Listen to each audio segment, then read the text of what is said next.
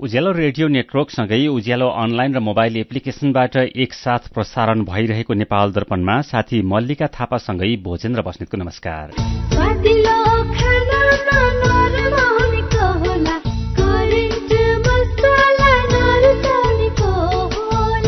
नेपाल दर्पणको साथमा करेन्ट मसला र करेन्ट चिया, स्वादको झट्का।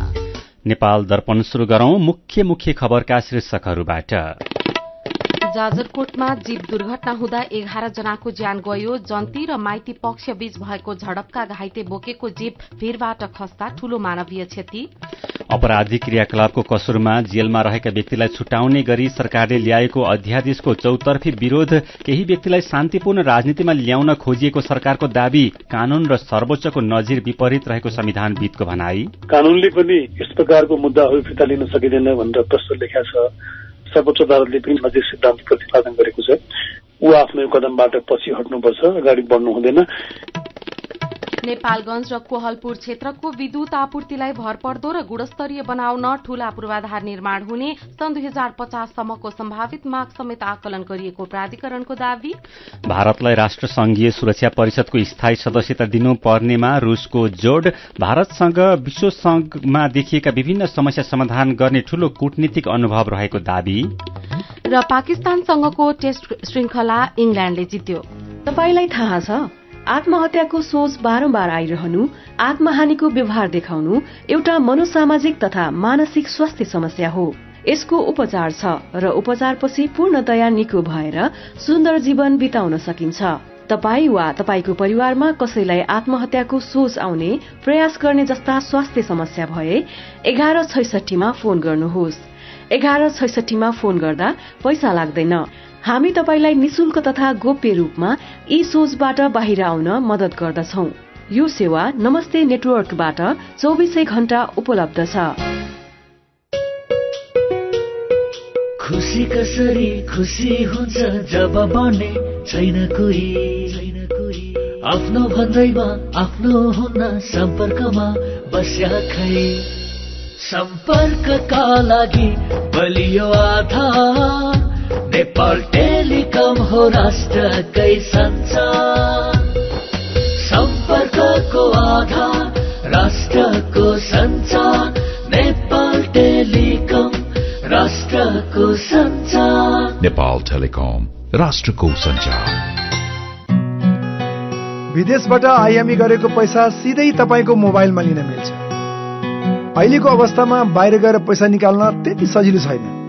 त्यसैले आफ्नो मोबाइल निकाल्नुहोस्, आइएमई पे डाउनलोड गर्नुहोस् अनि घर बसी बसी आफ्नो रकम प्राप्त गर्नुहोस्। विदेशबाट आइएमई गरेको रकम प्राप्त गर्न आफ्नो मोबाइल फोनमा आइएमई पे डाउनलोड गर्नुहोस्। अब आइएमई गरौँ, आइएमई पे मा प्राप्त गरौँ सजिलै। नेपाल दर्पणमा अब खबरको सिलसिला। सुरुमा दुखद खबर छ। जाजरकोटमा जीप दुर्घटना हुँदा 11 जनाको ज्यान गएको छ। छेडागाड नगरपालिका वडा नम्बर 5 मा दिउँसो कर्णाली प्रदेश 020001 च 429 नम्बरको जीप दुर्घटना हुँदा 11 जनाको ज्यान गएको छेडागाड नगरपालिकाका उपप्रमुख चन्द्रबहादुर थापाले जानकारी दिनुभयो।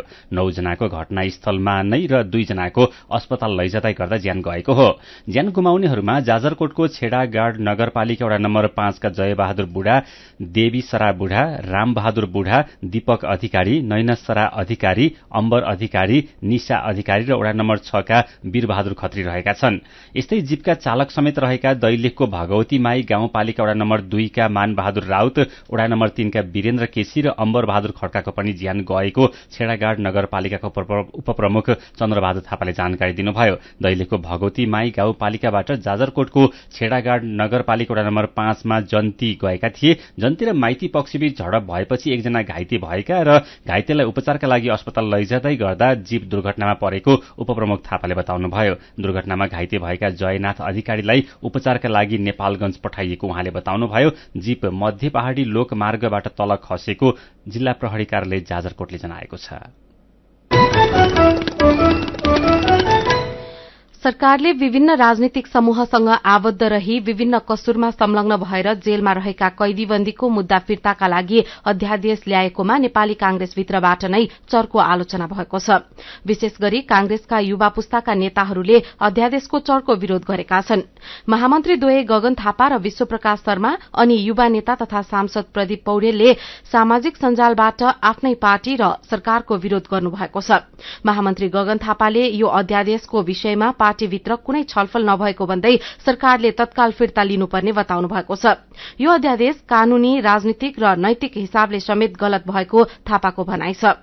उहाँले अध्यादेश असंवैधानिक र संसदीय व्यवस्थाको मर्म विपरीत भएकाले तत्कालै फिर्ता लिनुपर्ने बताउनु भएको छ। यसअघि कांग्रेसकै अर्का महामन्त्री विश्वप्रकाश शर्माले संक्रमणकालमा अध्यादेश ल्याउन दलहरूबीच र आफ्नै दलभित्र घनीभूत छलफलको हेक्का नराखिनु सम्पूर्ण रूपले गलत भएको बताउनु भएको थियो। यस्तै नेता तथा सांसद शेखर कोइरालाले पनि अदालतले दोषी ठहराइएकालाई माफी दिने प्रयास गरिनु कानूनी शासन, संसदीय प्रणाली, राजनीतिक र लोकतान्त्रिक मर्मको उपहास भएको बताउनु भएको छ। उहाँले आफू अनुकूलको राजनीतिक सहजताको लागि कानूनलाई बंग्याउने छुट कसैलाई नभएको र भोलि यसले गलत नजिर बस्न जानेतर्फ सचेत गराउनु भएको छ। यस्तै कांग्रेसकै महामन्त्री धनराज गुरूङ र नेता अर्जुन सिंह केसीले पनि विरोध गर्नुभएको छ। यस्तै नेकपा एमालेका उपमहासचिव विष्णु रिमालले आजीवन कारावासको सजाय भोगिरहेका रेशम चौधरी सहितका नेता कार्यकर्ताहरूलाई रिहाई गर्ने गरी सरकारले ल्याउन लागेको अध्यादेशप्रति आपत्ति जनाउनु भएको छ। रिमालले संविधानको रक्षा गर्छौं भन्ने चुनावी नारा घन्काएको गठबन्धन सरकारले संविधानको भावना माथि नै असर पार्ने गरी यस्तो अध्यादेश ल्याउन खोज्नु आफैमा गलत भएको उल्लेख गर्दै एमालेले त्यसको सशक्त विरोध गर्ने समेत स्पष्ट पार्नुभयो। अपराध र राजनीतिलाई मिसाउने र अपराध र राजनीतिलाई उस्तै हो, हातमाथि पर्दाखेरि राजनीतिलाई अपराधीकरण गर्ने, अपराधलाई राजनीतिकरण गर्न सकिन्छ भनेर जुन दृष्टान्त दिन खोजिरहेछ गठबन्धनले, यो चाहिँ एमालेले यसलाई चाहिँ गलत ठान्छ। म त के भन्छु भने पहिला पनि हामीले भनेका थियौँ चुनावको बेलामा नि यो गठबन्धन यस्तै रहिरह्यो भने योभन्दा धेरै नकारात्मक कुराहरू मुलुकले भोग्नुपर्छ र मुलुकमा लोकतन्त्रप्रतिको वित्तीसँग अझ बढेर जान्छ। यसको चाहिँ एमालेले विरोध गर्छ। सत्ता गठबन्धनले नयाँ सरकार गठनका लागि बहुमत पुर्याउन अध्यादेश मार्फत रेशम चौधरीलाई जेलबाट निकाल्ने तयारी गरेको छ भने जनमत पार्टीका नेता कार्यकर्ताहरूलाई पनि जेलमुक्त गर्ने तयारी गरेको छ। यसको चौतर्फी विरोध भइरहेको छ। यसैबीच राष्ट्रिय मानव अधिकार आयोगले मुद्दा फिर्ता सम्बन्धी अध्यादेश ल्याउने सरकारको निर्णयमा यथार्थ विवरण माग गर्दै प्रधानमन्त्री तथा मन्त्री परिषदको कार्यालयलाई पत्राचार गरेको छ। आयोगले मन्त्री परिषदको हिजो बसेको बैठकले मुलुकी फौजदारी कार्यविधि संहिता 2074 को दफा 116 मा भएको प्रावधानलाई संशोधन गर्न अध्यादेश ल्याउने निर्णय गरेको थियो। गम्भीर आपराधिक क्रियाकलापमा संलग्न रहेका व्यक्ति पनि अध्यादेश जारी भएपछि जेलबाट छुट्ने भनेर विभिन्न संचार माध्यममा प्रकाशित र प्रसारित समाचारहरूप्रति आयोगको गम्भीर ध्यानाकर्षण भएको समेत जनाएको छ। तर सरकारले भने देशको आन्तरिक एकता र सहज वातावरणका साथ सबैलाई काम गर्न दिने उद्देश्यले अध्यादेश ल्याएको जिकिर गरेको छ। संचार तथा सूचना प्रविधि मन्त्री तथा सरकारका प्रवक्ता ज्ञानेन्द्र बहादुर कार्कीले केही व्यक्तिका विगतका गल्तीलाई माफी दिएर एकताका साथ देश विकास गर्ने उद्देश्यले सरकारले अध्यादेश राष्ट्रपति कहाँ पठाएको जिकिर गर्नुभएको हो। अघिल्ला सरकारले पनि यस्ता अध्यादेश जारी गरेका र माफी दिने कुरामा सहमति गरेका उहाँले बताउनुभयो। कार्कीले देशलाई अहिले विकास र समृद्धि चाहिएको छ र त्यसका लागि सबैको योगदान रहोस् भन्ने उद्देश्यका साथ अध्यादेशको सिफारिश गरेको हास्यास्पद टिप्पणी समेत गर्नुभएको छ। मुलुकको राजनैतिक प्रणालीसँग असहमत रही हिंसात्मक क्रियाकलापमा संलग्न राजनैतिक दल वा समूहलाई शान्तिपूर्ण राजनीतिको मूलधारमा ल्याउने उद्देश्यका साथ मुलुकलाई योगदान गर्न चाहने सबैलाई सहज वातावरण सृजना गर्नका निमित्त मुलुकलाई अहिले शान्ति चाहिएको छ, एकता चाहिएको छ, विकास र समृद्धि चाहिएको छ। त्यसका निमित्त सबैको योगदान रहोस् भन्ने उद्देश्यका साथ यो अध्यादेशको सिफारिस गरिएको छ। कानून तथा संविधानविदहरूले पनि सरकारको कदमको विरोध गरेका छन्। सरकारले ल्याएको अध्यादेश प्रचलित कानून तथा सर्वोच्च अदालतका फैसला र नजिर विपरीत रहेकाले तत्कालै फिर्ता ल्याउन उनीहरूको माग छ। साथै अर्जुन पोखरेलले संविधानविद भीमार्जुन आचार्यलाई सोध्नु भएको छ, संसद नभएको बेलामा सरकारले सीधा बाटोबाटै अध्यादेश ल्याउनु कसरी संविधानको विपरीतमा हुन्छ? वास्तवमा सरकारले यस्तो काम चाहिँ नगर्नुपर्ने, किनभने यो धेरै नै आपत्तिजनक कुरा हो कानून र संविधानको दृष्टिकोणले। पहिलो कुरा, निर्वाचन सम्पन्न भएर संसद गठन हुने तर्खरमा रहेको अवस्थामा त्यो म्यान्डेट चाहिँ जुन सरकारले पहिले प्राप्त गरेको हुन्छ संसदबाट त्यो चाहिँ खण्डित भएको भन्ने मानिन्छ। त्यो हिसाबले अहिलेको सरकारको कुनै पनि कानुनी र संवैधानिक हैसियत चाहिँ हुँदैन। त्यसैले कानुन र संविधानको शक्ति नै नभएको सरकारले यस्तो खालको काम गर्नु उपयुक्त हुँदैन। अब दोस्रो चाहिँ कानुनले पनि यस प्रकारको मुद्दाहरू फिर्ता लिन सकिँदैन भनेर प्रश्न लेखेको छ। अदालत, खास गरी सर्वोच्च अदालतले पनि विभिन्न आफ्ना फैसलाहरूमा चाहिँ नजिक सिद्धान्त प्रतिपादन गरेको छ। यी शीर्षकका यी क्याटेगोरीका मुद्दाहरूलाई सरकारले कुनै पनि हालतमा फिर्ता लिन मिल्दैन भनेर भनेको छ। मुद्दाहरू विचाराधीन छ। तेस्रो चाहिँ जुन चिज पार्लियामेन्टले पहिले नै अकुपाई गरेको छ, आफ्नो कानुनमा लेखिसकेको छ, समेटिसकेको छ, त्यो कभर भएको एरियामा चाहिँ अध्यादेश ल्याइँदैन। यद्यपि योभन्दा अघिल्ला सरकारहरूले यस्तो कामहरू, गलत कामहरू गर्ने प्रयास गरे, केही गरे पनि त्यसमा पनि हामीले त्यति बेला विरोध गरेको थियौँ, लेखेको थियौँ। पहिलेको पार्लियामेन्टले बनाएको कानुनलाई हेरफेर गर्नको लागि, संशोधन गर्नको लागि अध्यादेश ल्याउनै पाइँदैन। मेरो आग्रह सरकारलाई के छ भने, ठिक छ कहिलेकाहीँ काम गर्दाखेरि त्रुटि गल्ती हुनसक्छ, तर यो कुराहरू बाहिर आइसकेपछि ऊ आफ्नो कदमबाट पछि हट्नुपर्छ, अगाडि बढ्नु हुँदैन। यदि जबरजस्ती सरकार बढ्यो भने त्यति बेला हेड अफ द स्टेटले, राष्ट्रपतिले, जसै पहिले नागरिकताको विधेयकमा उहाँले आफ्नो भूमिका निर्वाह गर्नुभएको थियो, त्यही हिसाबले यो अध्यादेशलाई उहाँले चाहिँ अस्वीकृत गर्नुपर्छ, त्यसलाई चाहिँ पारित गर्नु हुँदैन।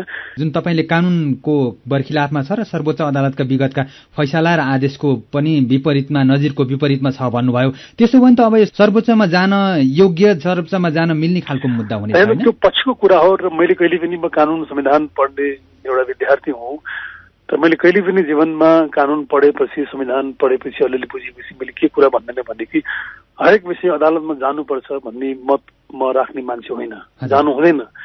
केही सिप लागेन भने त्यो लास्ट रेसर्टको रूपमा अदालत प्रयोग हुने हो। त्यसैले गल्ती काम गर्ने, अवैधानिक काम गर्ने, जेलबाट मान्छे छुटाउने, त्यसपछि मुद्दा त गइहाल्छ भन्ने त्यो तर्क लोकतन्त्रमा हुँदै हुँदैन। त्यसैले गलत काम, अवैध काम त कुनै हालतमा गर्नु हुँदैन। अवैध र कानुन र संविधानले गर्न नमिल्ने काम चाहिँ उसले गर्न मिल्दैन। आजै सरकारको तर्फबाट स्पष्टीकरण भनौँ अथवा सरकारले यसमा जवाफ के दिएको छ भने, संविधानमा अध्यादेश भन्ने शब्दै नराखे भयो नि त। त्यसो हो भने संसद नभएको बेलामा अध्यादेश ल्याउनु सरकारको सामान्य काम हो। विगतका सरकारले पनि ल्याए भन्यो सरकारले। संविधानमा उसले पढ्नु पर्ला नि त। संविधानमा उसले भने मात्रै भनेको छ र तत्काल केही गर्न आवश्यक भएको भन्ने पनि सत्य थियो। अनि के गर्न आवश्यक हो, त्यो गर्नुपर्ने काम थियो, अहिले त्यही हो, कहिले छुटाउने काम हो, अहिलेको आवश्यक काम भनेको। त्यही काम बिना राष्ट्र अहिले बन्न छ र होइन, त्यो त मूर्ख कुरा भयो। त्यस्तो त डेमोक्रेटिक सरकार नै भएन, त्यो एकदम गलत कुरा हो। अन्त्यमा आचार्य, जस्तो अब यस्तै खालका नजिरहरू आइरहने, सरकारी पछि, आफ्नो स्वार्थै पछि अध्यादेशहरू लिइरहने, अध्यादेशको नाममा अघि तपाईँले भने जस्तो निकै दुरुपयोग गर्ने, यस्तो नजिरले, यस्ता घटनाहरूले हामीलाई कहाँ पुर्याउला? हामी त कानुनी राज्यको कुरा हामी जहाँ अहिले छौँ त्यही पुर्याउने हो, त्योभन्दा अझ तल पुर्याउने हो। जितेर आइसकेपछि 5 वर्ष हामीलाई कसले छुन्छ र भन्ने उहाँको अहङ्कार हो। तर त्यो चिज ठिक भएन, त्यो संविधान अनुकूल पनि भएन, विधिको शासन अनुकूल पनि भएन। यी मन्त्री, यी प्रधानमन्त्री, सांसद भने तपाईँ हाम्रा वारिस पो भन्ने हुनु, उनीहरू त मालिक होइन नि। किन यस्तो व्यवहार उनीहरूले गर्छन् त्यो चाहिँ बुझ्न अलिक कठिन छ। उहाँ हुनुहुन्थ्यो संविधानविद भीमार्जुन आचार्य। सरकारले ल्याएको अध्यादेश किन बेठिक छ भन्ने विषयमा जानकारी दिँदै सीधा कुरा प्रश्न विचार। यो हो उज्यालो रेडियो नेटवर्क नेपाल दर्पणमा खबरको सिलसिला बाँकी नै छ, सुन्दै गर्नुहोला। ग्रामीण स्वास्थ्य कर्मीहरूको सम्मेलनमा भाग लिन केस स्टोरी पठाउने सम्बन्धी सूचना। राष्ट्रिय स्वास्थ्य तालिम केन्द्र तथा निक साइमन्स इन्स्टिच्यूटको संयुक्त तत्वावधानमा आउँदो चैत 8 गतेदेखि 10 गतेसम्म काठमाडौँमा आयोजना हुन गइरहेको ग्रामीण स्वास्थ्य कर्मीहरूको सम्मेलनमा भाग लिनको लागि स्वास्थ्य कर्मीहरूले आफूले काम गर्दाको अनुभव सँगालेर तयार पारिएको केस स्टोरी यही पुस 11 गतेभित्र राष्ट्रिय स्वास्थ्य तालिम केन्द्र अथवा निक साइमन्स इन्स्टिच्यूटमा आइपुग्ने गरी पठाउन हुन अनुरोध छ। केस स्टोरी सम्बन्धी ढाँचा सम्बन्धित प्रादेशिक निर्देशनालयमा पठाइसकेको छ। यस सम्बन्धी थप जानकारीको लागि फोन नम्बर 9841 77 741 वा 9881 52 584 मा सम्पर्क गर्नुहुन अनुरोध छ। एचआईभी का बारेमा खुलेर कुरा गरौं। एचआईभी खराब आचरणको नतिजा नभई असावधानीको परिणाम हो, तसर्थ यसबाट बच्न असुरक्षित यौन सम्पर्क नराखौं। अन्य व्यक्तिले प्रयोग गरेका धारिला औजार जस्तै छुरी, दारी काट्ने ब्लेड प्रयोग नगरौं र रगत चढाउनु पर्ने अवस्था भएमा परीक्षण गरेको रगत मात्र चढाउँ।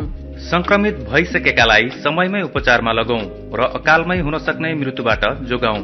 समयमै उपचार गर्नाले संक्रमित गर्भवती महिलाले पनि स्वस्थ बच्चा जन्माउन सक्छिन्। Nepal youth foundation 12+ Lumbini plus र मकवानपुर महिला समूह।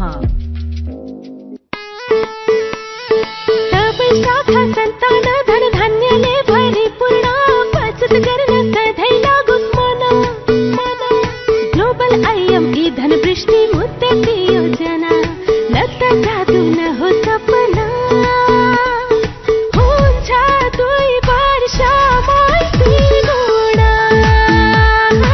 मन्जुर ग्लोबल आयामी धनवृष्टि मुद्दती योजना। निरन्तर बचत गर्ने बानीलाई प्रोत्साहन गर्दै प्रारम्भिक रकमको 10% त्रैमासिक रूपमा अन्तिम त्रैमास बाहेक जम्मा गर्दा प्रारम्भिक रकमको 2 गुणा 2 वर्षमै प्राप्त गर्न सकिने ग्लोबल आयामी ब्याङ्क, सबैका लागि ब्याङ्क। उज्यालो रेडियो नेटवर्कबाट प्रसारण भइरहेको नेपाल दर्पणमा तपाईंलाई फेरि स्वागत छ। यतिन्जेल हामीले जाजरकोटमा जीप दुर्घटना हुँदा 11 जनाको ज्यान गयो, अपराधिक क्रियाकलापको कसुरमा जेलमा रहेका व्यक्तिलाई छुटाउने गरी सरकारले ल्याएको अध्यादेशको चौतर्फी विरोध, केही व्यक्तिलाई शान्तिपूर्ण राजनीतिमा ल्याउन खोजिएको सरकारको दावी लगायतका खबर प्रस्तुत गर्यौं। नेपाल दर्पणमा अब बाँकी खबर। यही मंसिर 4 गते सम्पन्न प्रतिनिधि सभा तथा प्रदेश सभा सदस्य चुनावमा प्रत्यक्षमा भन्दा समानुपातिक प्रणालीतर्फ बढ़ी मत बदर भएको देखिएको छ। प्रतिनिधि सभा सदस्य चुनावको प्रत्यक्षतर्फ 1,40,47,034 अर्थात 61.41% मतदान भएकामा 5.06% मत बदर भएको निर्वाचन आयोगले जानकारी दिएको छ। निर्वाचन आयोगको सूचना प्रविधि महाशाखाका अनुसार प्रतिनिधि सभाको समानुपातिक निर्वाचन प्रणालीतर्फ 1,11,26,226 अर्थात 61.35% मतदान भएकोमा 5.09% मत बदर भएको छ। प्रदेशसभातर्फ प्रत्यक्ष निर्वाचन प्रणालीका लागि 1,10,34,500 अर्थात 61.36% मतदान भएकोमा 4.07% मत बदर भएको छ। प्रदेशसभाको समानुपातिक निर्वाचन प्रणालीतर्फ 1,10,28,376 अर्थात 61.31% मतदान भएकोमा 6.55% मत बदर भएको छ। आयोगले समानुपातिक तर्फको विजयीहरूको अन्तिम घोषणा भोलि गर्ने तयारी गरेको छ। नेपाल विद्युत प्राधिकरणले बाँकेको नेपालगंज तथा कोहलपुर क्षेत्रको विद्युत आपूर्तिलाई पर्याप्त भरपर्दो र गुणस्तरीय बनाउन प्रसारण र वितरण प्रणालीका पूर्वाधारहरूको सञ्जाल निर्माण गर्ने भएको छ। प्राधिकरणले नेपालगंज तथा कोहलपुर र त्यस आसपासका क्षेत्रहरूमा सन् 2050 सम्म वृद्धि हुन सक्ने विद्युतको सम्भावित माग प्रक्षेपण गरी मागलाई धान्ने गरी भरपर्दो र विश्वसनीय विद्युतीय भार वहन गर्ने उच्च स्तरका प्रसारण तथा वितरण लाइन तर्फका पूर्वाधार संरचना चरणबद्ध रूपमा बनाउने भएको छ। नेपालगंज तथा कोहलपुर र त्यस आसपासका क्षेत्रहरूमा भइरहेको शहरीकरण र औद्योगिकरणको आधारमा सन् 2050 भित्रमा त्यस क्षेत्रको विद्युत माग झण्डै 800 मेगावाट पुग्ने प्रक्षेपण गरिएको छ। देशभित्र उत्पादित विद्युत आन्तरिक रूपमा नै खपत बढ़ाउन र पर्याप्त भरपर्दो तथा गुणस्तरीय विद्युत आपूर्तिका लागि नेपालगंज क्षेत्रमा प्रसारण तथा वितरण प्रणालीको सञ्जाल विस्तार र सुदृढीकरण गर्न लागि हो। विद्युत आपूर्तिको तत्कालको समस्या समाधान गर्न अहिले सञ्चालनमा रहेका प्रसारण र वितरण प्रणालीका संरचनाहरूको सुदृढीकरण, स्तर उन्नति र विस्तार गरिनेछ। दीर्घकालीन मागलाई सम्बोधन गर्न र विद्युत खपत बढ़ाउन 400, 220 र 132 केभीका उच्च क्षमताका प्रसारण लाइन र सब स्टेशनहरूको निर्माण गरिनेछ। गोर्खा र लमजुङको सीमा चेपे खोलामा निर्माणाधीन चेपे ए आयोजनामा भएको तोडफोड र आगजनीको घटनामा संलग्न रहेको भन्दै 8 जना विरूद्ध किटानी जाहेरी दर्ता भएको छ। आयोजनाको प्रवर्धक कम्पनी चम्पावती हाइड्रोले जिल्ला प्रहरी कार्यालय गोर्खामा जाहेरी दर्ता गराएको हो। कम्पनीले तोडफोड र आगजनीबाट 3 करोड़ 40 लाख रूपैयाँ क्षति पुगेको उल्लेख गरेको छ। सर्लाहीको दक्षिणी क्षेत्रका धेरै नागरिक दाउराको अभावमा गाईवस्तुको गोबरबाट बनेको गुइठाबाट खाना पकाउन बाध्य छन्। सर्लाहीका 20 वटा मध्ये धेरैजसो स्थानीय तहका बासिन्दाले वर्षौंदेखि गोबरका गुइठा बनाएर खाना पकाउनका लागि इन्धनका रूपमा प्रयोग गर्दै आइरहेका छन्। तराई मधेसमा गुइठाबाट खाना पकाउने चलन पुरानो भए पनि वनबाट पाइने दाउराको अभाव तथा असहज उपलब्धताले गर्दा नागरिक अझै पनि गुइठाबाट खाना पकाउन बाध्य छन्। गाउँ नजिकै कुनै पनि वन नरहेको, वनबाट दाउरा ल्याउनका लागि टाढा जानुपर्ने बाध्यता तथा वनबाट दाउरा ल्याउँदा वनका कर्मचारी तथा प्रहरीले दुःख दिने गरेकाले आफूहरू गुइठाकै प्रयोग गर्न बाध्य रहेको ब्रह्मपुरी गाउँपालिका 4 की रामकली देवीले गुनासो गर्नुभयो। तराई मधेसमा घरका महिला सदस्यको प्रमुख काम मध्ये गुइठा बनाउनु पनि एक रहेको छ। मेलम्चीको पानी वितरणका पाइप फुट्दा काठमाडौँका ठाउँ ठाउँमा समस्या भएको छ। पानी वितरण शुरू भएसँगै उपत्यकाका विभिन्न ठाउँमा पाइप फुट्दा सर्वसाधारणले शास्ति भोगेका छन् भने सड़कको ट्राफिक व्यवस्थापनमै समस्या भएको छ। आज लैनचौरमा पाइप फुट्दा सड़कको केही भाग समेत बगेको छ। पाइप फुट्दा सड़क समेत भत्किएकाले लैनचौर भएर चल्ने गाड़ी समेत प्रभावित भएका थिए। मेलम्चीको पानी तेस्रो पटक गएको शुक्रबारदेखि वितरण हुन थालेको छ, तर पानीको बहाव तान्न नसकेर ठाउँ ठाउँमा पाइप फुटेका छन्। नेपाल दर्पणमा मेरो पनि भन्नु छ सँगै खबरको सिलसिला बाँकी नै छ, सुन्दै गर्नुहोला। होइन हो दाजु भाउजू, खुसी हुँदै कस्तो नाचे। हामीलाई त तेरा भन्दा धेरै सुविधा मुक्तिनाथ आशीर्वाद बचत खाता खोलेर। होइन के छ र यसमा त्यस्तो खुसी भइरहे? सर्वाधिक ब्याज दर निशुल्क डेबिट कार्ड छ यसमा, मोबाइल ब्याङ्किङ अनि गजबको बिमा। खातामा बिमा हो नि, अब खुसीको छैन कुनै सीमा। बचत खातामा 1 करोड 1 लाखसम्मको बिमा हो। हजुर, अब मुक्तिनाथ आशीर्वाद बचत खातामा पाउनुहोस् 1 करोड 1 लाखसम्मको बिमा, साथै आकर्षक ब्याज दरसँगै निशुल्क भिजा डेबिट कार्ड, निशुल्क मोबाइल ब्याङ्किङ अनि 13 अन्य ब्याङ्किङ सुविधाहरूमा छुट। अब खुसीको छैन कुनै सीमा। बचत खातामा 1 करोड 1 लाखसम्मको बिमा। मुक्तिनाथ विकास ब्याङ्क, जनता ब्याङ्कमा होइन, ब्याङ्क जनतामा जानु पर्दछ। गाउँको उत्पादन शहरमा, रैथाने खाना घर घरमा। पञ्चगुणीय तत्त्वले भरिपूर्ण रैथाने कृषि खाद्य वस्तु तथा सामग्रीहरू कृषकहरूबाट संकलन तथा प्रशोधन गरी काठमाडौँ उपत्यका भरि सहज रूपमा होम डेलिभरी भइरहेको कुरा सहर्ष जानकारी गराउँदछौ। सम्पर्क तथा जानकारीका लागि रैथाने एग्री प्रोडक्ट्स नेपाल प्राली, चप्पल कारखाना, Maharajganj, Kathmandu. Phone number 01 40 15 658 40 15 662। Mobile number 98 434 21 743 र 98 550 45 242। रैथानेलाई तपाईले मोबाइल एपको लागि RAITHAANE रैथाने टाइप गरेर वा वेबसाइट www.raithanenepal.com मा गएर पनि भेट्न सक्नुहुनेछ। उज्यालो रेडियो नेटवर्क मार्फत देशभरिका विभिन्न एफएम स्टेशन तथा उज्यालो अनलाइन र मोबाइल एप्लिकेशनमा प्रसारण भइरहेको नेपाल दर्पणमा तपाईंलाई फेरि स्वागत छ।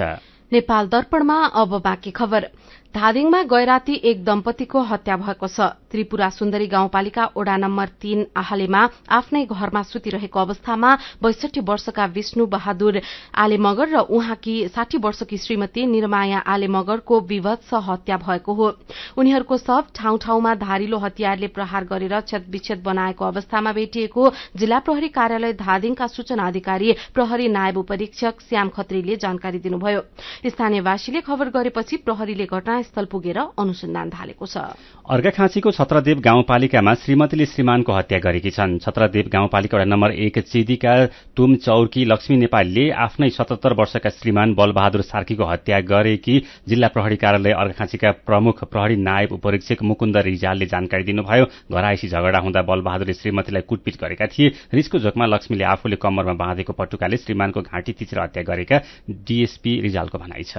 पाल्पामा आगो ताप्ने क्रममा जलेर एक वृद्धको ज्यान गएको छ। रेब्दीकोट गाउँपालिका 1 जोरपोखरी कोटखेराका 75 वर्षीय किम बहादुर विकको ज्यान गएको हो।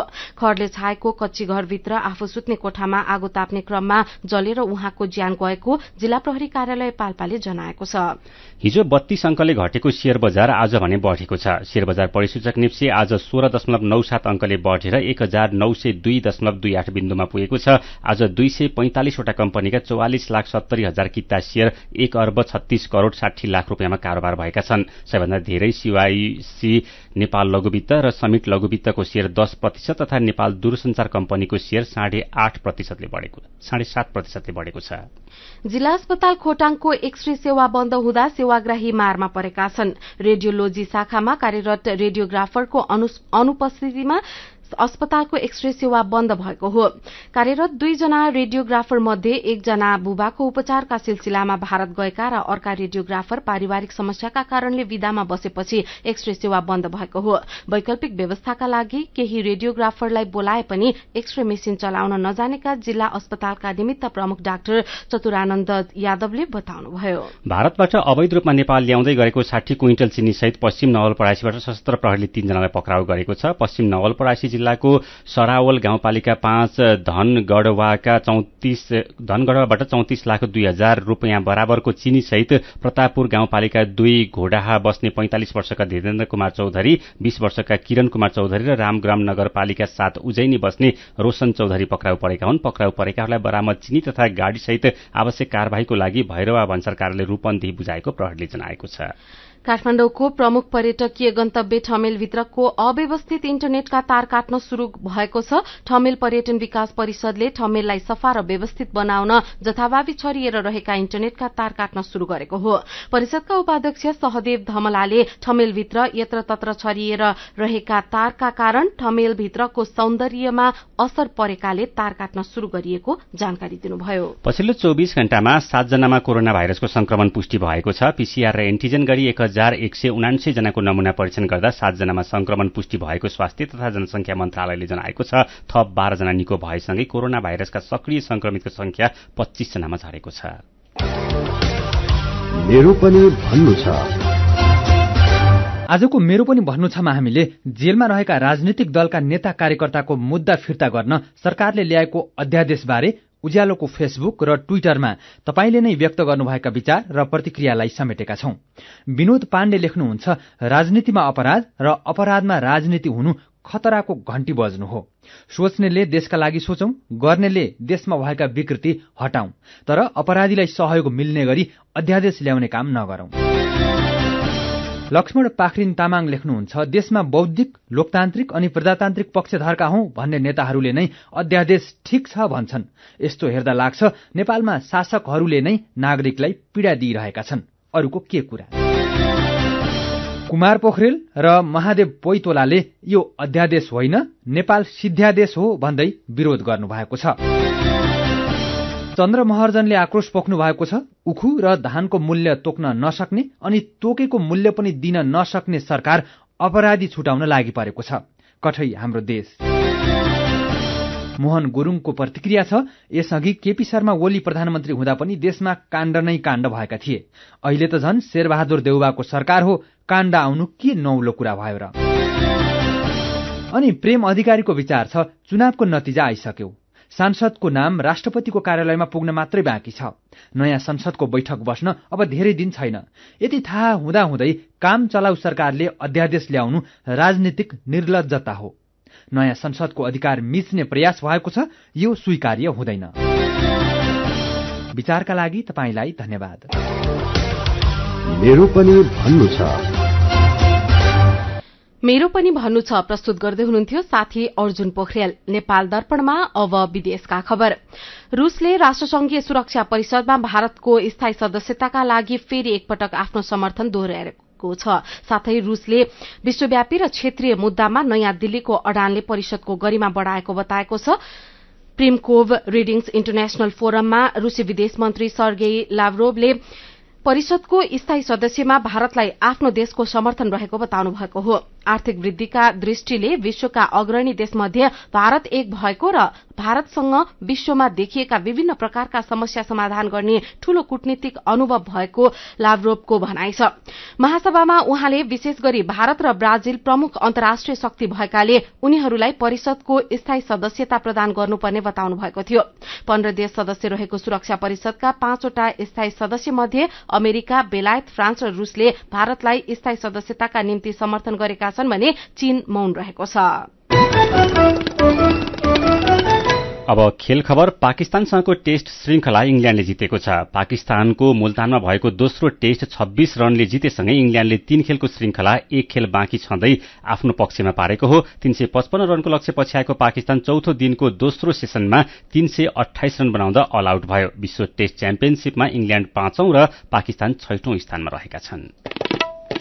खेल खबरसँगै हामी नेपाल दर्पणको अन्त्यमा आइपुगेका छौं। आजका मुख्य खबरका शीर्षकहरू फेरि एकपटक।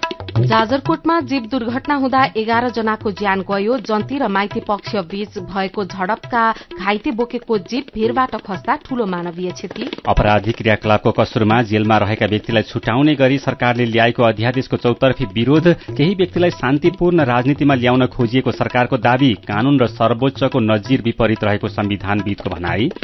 नेपालगञ्ज र कोहलपुर क्षेत्रको विद्युत आपूर्तिलाई भरपर्दो र गुणस्तरीय बनाउन ठूला पूर्वाधार निर्माण हुने सन् 2050 सम्मको सम्भावित माग समेत आकलन गरिएको प्राधिकरणको दावी। भारतलाई राष्ट्रसंघीय सुरक्षा परिषदको स्थायी सदस्यता दिनुपर्नेमा रूसको जोड। भारतसँग विश्वमा देखिएका विभिन्न समस्या समाधान गर्ने ठूलो कूटनीतिक अनुभव भएको दावी। र पाकिस्तानसँगको टेस्ट श्रृंखला इंग्ल्यान्डले जित्यो। आजको नेपाल दर्पण सकिएको छ। प्राविधिक साथी संघर्ष विष्टसँगै हामी मल्लिका थापा र भोजेन्द्र बस्नेत पनि विदा हुन्छौं। उज्यालोको मोबाइल एप्लिकेशन र अनलाइनमा प्रसारण भइरहेका रेडियो र अनलाइनका सामग्री भाइबरमा पनि उपलब्ध छन्। निसासिने जोखिम भएकोले बन्द कोठामा हिटर र आगो बालेर नसुतौं। नमस्कार।